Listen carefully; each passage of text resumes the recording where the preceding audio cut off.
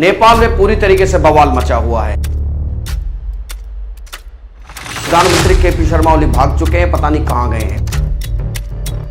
जिस समय तक मैं इस सेशन को बता रहा हूं, जिस समय तक इस सेशन को मैं रिकॉर्ड कर रहा हूं, उस समय तक वहां के राष्ट्रपति रामचंद्रन भी इस्तीफा दे चुके हैं। शेर बहादुर देवा जो पूर्व प्रधानमंत्री हैं, उनके साथ मारपीट हुई, उनके घरों में आग लगा दी गई। पता नहीं ऐसे कितने मंत्री हैं जिनको देश छोड़कर तो भागना पड़ा है, जिनके साथ मारपीट हुई, घरों में आग लगा दी गई है। ये क्या हो रहा है नेपाल में?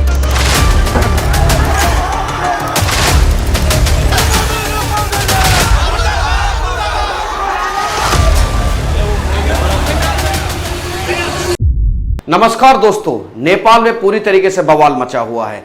बवाल लगभग उसी पैटर्न का है जिस प्रकार हमारे एक पड़ोसी देश बांग्लादेश में मचा था। मेरे प्यारे साथियों, प्रधानमंत्री केपी शर्मा ओली भाग चुके हैं, पता नहीं कहां गए हैं। जिस समय तक मैं इस सेशन को बता रहा हूं, जिस समय तक इस सेशन को मैं रिकॉर्ड कर रहा हूं, उस समय तक वहां के राष्ट्रपति रामचंद्रन भी इस्तीफा दे चुके हैं। शेर बहादुर देवा जो पूर्व प्रधानमंत्री हैं, उनके साथ मारपीट हुई, उनके घरों में आग लगा दी गई। पुष्प कुमार दहल प्रचंड जो 2024 तक प्रधानमंत्री थे, उनके साथ भी उनके घर में ही पथराव हुआ।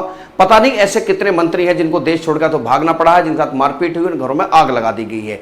ये क्या हो रहा है नेपाल में? मेरे प्यारे साथियों, इस नेपाल के एस्पेक्ट को समझने के लिए आपको, अगर आप प्रथम दृष्टि में देखें, जैसे ही आप सोशल मीडिया पर जाएंगे या आप न्यूज हेडलाइंस देखेंगे, क्योंकि वहां पर एक ही चीज आपको मिलेगी। वो एक चीज आपको मिलेगी कि भैया इन सोशल मीडिया प्लेटफॉर्म्स को बैन कर दिया गया था और बैन करके जो है प्रदर्शनकारी सड़कों पर आ गए हैं। लेकिन क्या सिर्फ ये एक सोशल मीडिया पे बैन करने की कहानी है? क्या सोशल मीडिया प्लेटफॉर्म को बैन करने से इतनी बड़ी आफत आ सकती है कि जितने भी देश के जितने भी टॉप मोस्ट जो स्ट्रेटेजिकल पॉइंट ऑफ व्यू से इमारतें हैं, सब पर भीड़ कब्जा है। पुलिस ने हाथ खड़े कर दिए, सेना कंट्रोल कर रही है। जिस समय तक, क्योंकि हर 2 मिनट में खबर बदल रही है, जिस समय तक सेशन रिकॉर्ड कर रहे हैं, जो डाटा निकल कर आ रहा है, लगभग 20 से 22 लोग इन प्रदर्शन में मारे गए हैं। ये प्रदर्शन, इस शब्द को प्रदर्शन कैसे कहूं मैं इस कहानी को? ये प्रदर्शन नहीं है, ये बगावत है, ये विद्रोह है। ये कैसे पनपा, क्यों नेपाल झुलस रहा है और आगे क्या होने वाला है, और कौन है इसके पीछे का वास्तविक मास्टरमाइंड? क्या जिन लोगों को जिम्मेदार ठहराया जा रहा है कि नेपाल में जो है 1997 से लेकर 2012 तक जन्मे, जिन्हें जैन जी कहा जा रहा है, इन जैन जी लोगों ने बवाला काटा हुआ है। क्या जैन जी हैं कि ज़ॉम्बीज हैं? क्या वो इतना बड़ा बवाला काट सकते हैं कि जो इस कदर पर राष्ट्रपति इस्तीफा दे गए, प्रधानमंत्री फरार हैं, और पता नहीं एक शेर बहादुर देवा जो पूर्व प्रधानमंत्री हैं, एक वीडियो वायरल हो रहा है कि एक प्रदर्शनकारी ने तो उनकी छाती पर लात मारी है। इस कदर बवाल, क्या ये सिर्फ एक जनसंख्या वर्ग के असंतोष का मामला है, या इसके पीछे छिपी है कोई गहरी साजिश, या इसके पीछे छिपे हैं वो जियोपॉलिटिकल सिनेरियोज जिन पर हमारा ध्यान नहीं जा रहा है, बट हमारा ध्यान जाना चाहिए। जिस तरीके से हर एक बगावत का कोई इंस्टेंट कोज होता है, इस बगावत का इंस्टेंट कोज था ये बैन। ये बैन लगा इन सोशल मीडिया प्लेटफॉर्म्स पर। लोग कह रहे हैं कि सरकार ने बैन लगाया, नहीं, बैन सुप्रीम कोर्ट ने लगाया था। सरकार ने 7 दिन का समय दिया था अगस्त के महीने में कि ये लोग अपना रजिस्ट्रेशन करा लें। हम उस नेपाल सरकार के पास किस बात का रजिस्ट्रेशन? मेरे प्यारे साथियों, कुछ दिन पहले मैं आपको मैं अवेयर करना भी चाहता था, लेकिन मुझे तो बहुत दिन पहले से इस बात की पता थी कि नेपाल में क्या था। 2008 तक राजा राज करता था। 2008 में वहां क्रांति हुई।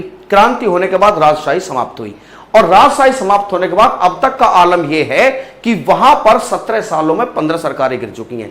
8, 17, 25, 2025 अब चल रहा है। 15 सरकारें वहां गिर चुकी है। केपी शर्मा ओली की सरकार भी अब गिर चुकी है, क्योंकि यह भी दोष छोड़कर फरार हो गया। पता नहीं कहां है, राम जाने भगवान जाने। ठीक है, इससे पहले पुष्प कुमार दहल प्रचंड थे। यही वो शख्स थे जब 2008 में क्रांति हुई तो पहले प्रधानमंत्री बने थे।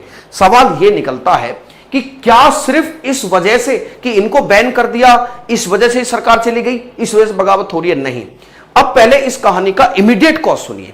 इतिहास के दृष्टिकोण से देखोगे तो हर एक घटना का एक इमीडिएट कॉज होता है कि अरे गुस्सा तो मैं बहुत दिन पहले से था, आज तूने ऐसी बात की, हमें एकदम से गुस्सा हो गया। वैसे ही इस बगावत के पीछे की इमीडिएट कॉज ये निकल कर आई। नेपाल सरकार ने इन लोगों से कहा कि आप रजिस्ट्रेशन करवाओ। आपके सोशल मीडिया प्लेटफॉर्म्स हैं, इन पर कई बार हमारी सरकार के खिलाफ बहुत सारी चीजें आती हैं।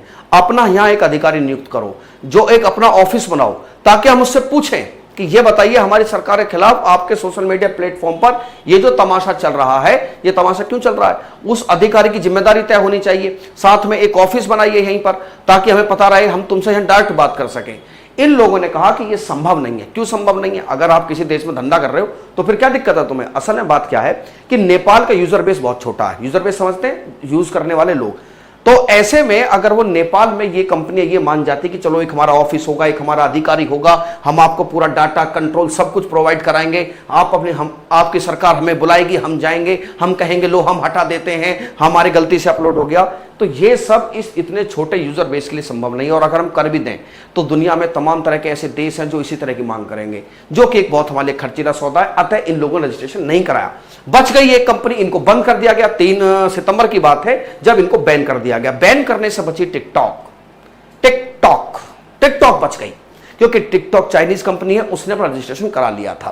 कहते हैं कि इसी इनके ही बैन होने के खिलाफ, क्योंकि आजकल सोशल मीडिया प्लेटफॉर्म्स बहुत सारे लोगों के रोजगार का भी जरिया है, मनोरंजन का भी जरिया है, अभिव्यक्ति का मार्ग है, तो लोगों का विरोध शुरू हुआ। विरोध होने के साथ ही लोग सड़कों पर आकर खड़े हो गए।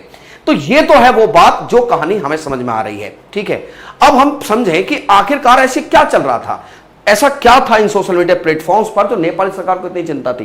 करप्शन हर देश की एक बीमारी, आप सभी जानते हैं। दूसरा, इन पर nepo kids trend that triggered Nepal protest.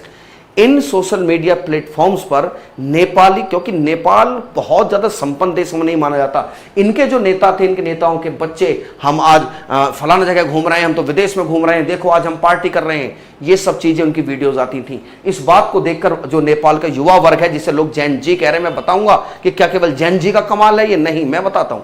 तो इन जैन जी के लोगों के दिमाग में असंतोष था कि अरे इनके नेता तो मजे कर रहे हैं, हम बेरोजगारी से मर रहे हैं, करप्शन से मर रहे हैं।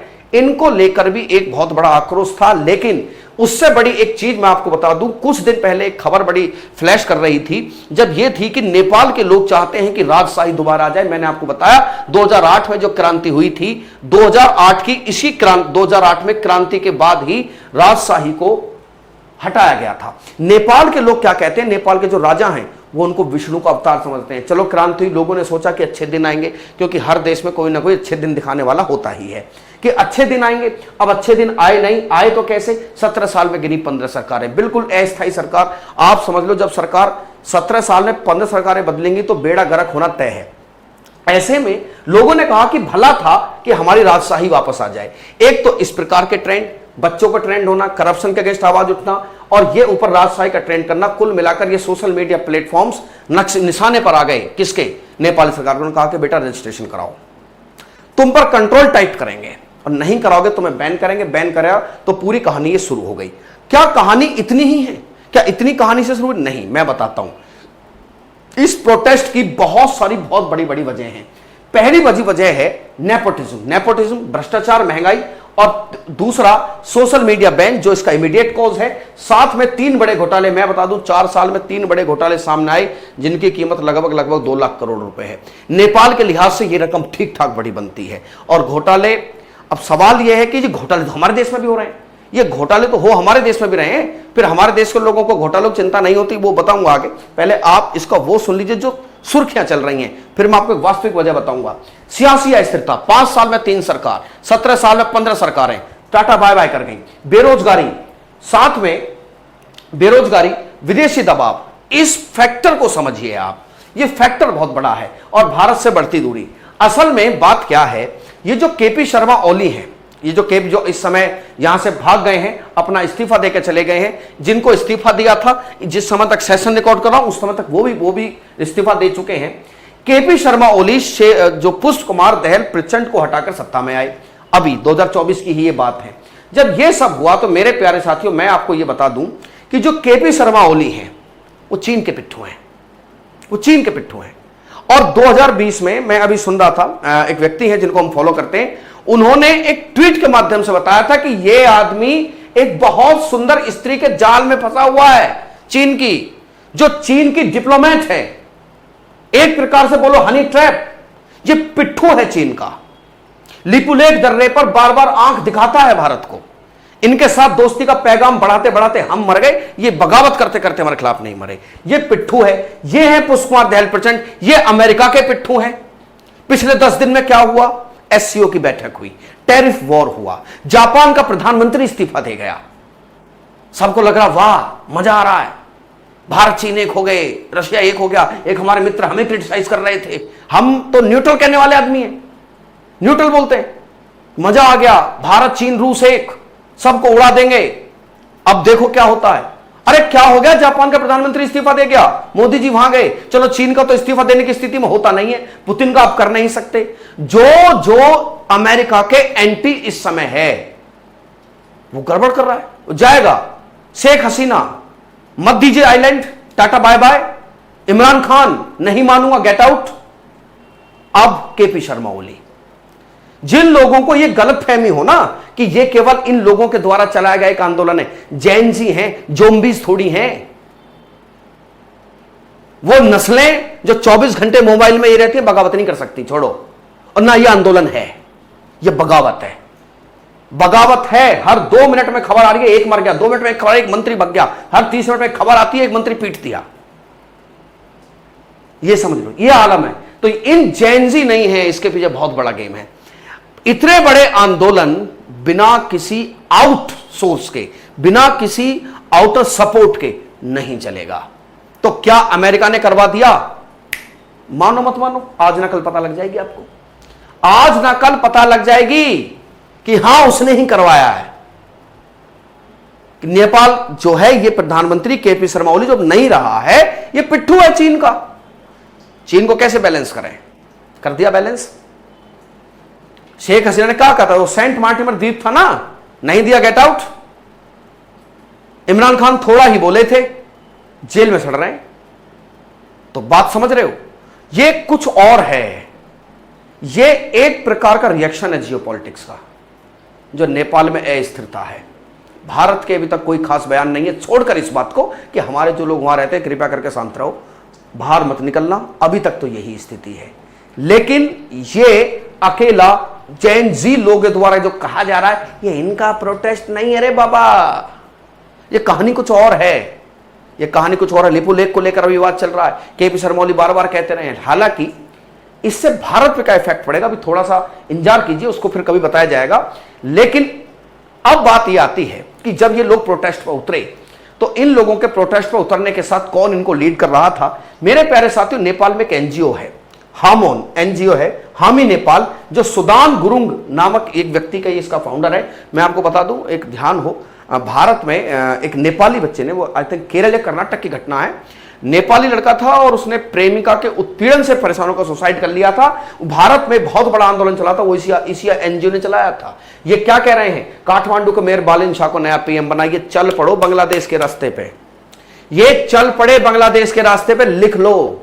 वहां भी यही हुआ था, वहां भी तो यही हुआ, अचानक से भीड़ इकट्ठा हुई, तोड़ फोड़ तबाही, और अब जो है इनको बना देते हैं। यही बांग्लादेश में हुआ, पैटर्न सेम है, घटना भी सेम है। वहां भी युवा थे, यहां भी युवा हैं, वहां भी युवा थे, यहां भी युवा हैं, पैटर्न बिल्कुल सेम है। चुनी हुई सरकार के खिलाफ बगावत है, वहां भी बाहरी शक्तियों का दबाव था, यहां भी पूरा नजर आ रहा है। बेरोजगारी महंगाई, वहां भी मामले थे, यहां भी मामले हैं ना। वहां सुलझा, यहां का पता नहीं। वहां भी वो भी दो देशों के बीच में पिस गया, नेपाल भी पिस चुका है। नहीं समझ में आई? तो जिन लोगों को लगता है, तो सॉरी, आपकी अंडरस्टैंडिंग कमजोर है कि ये केवल इन लोगों ने बगावत कर दी और माशाअल्लाह क्यों ही तुम घूमने गए थे। हम तो सबसे कहते हैं कि अगर तुम पे पैसा भी है तो छुपा के रखिए, घूमने जाते हो तो काहे इंस्टाग्राम पे होते हो। अब लग गई ना वाट, लग गई वाट, जाइए, टाटा बाय बाय। और इस देश में मैं आपको एक बात और बता दूं, जैसे हालात हैं बहुत जल्दी स्थिति सुधरने वाली नहीं है। जैसे जैसे खबर मिलती रहेगी अपडेट करता रहूंगा। कहानी वास्तविकता में क्या थी मैंने आपको बता दी है। मतलब जो लगता है, जो जियोपॉलिटिकल सिनेरियो जिस बात तरफ इंडिकेट कर रहे हैं, वो मैं आपको बता चुका हूं।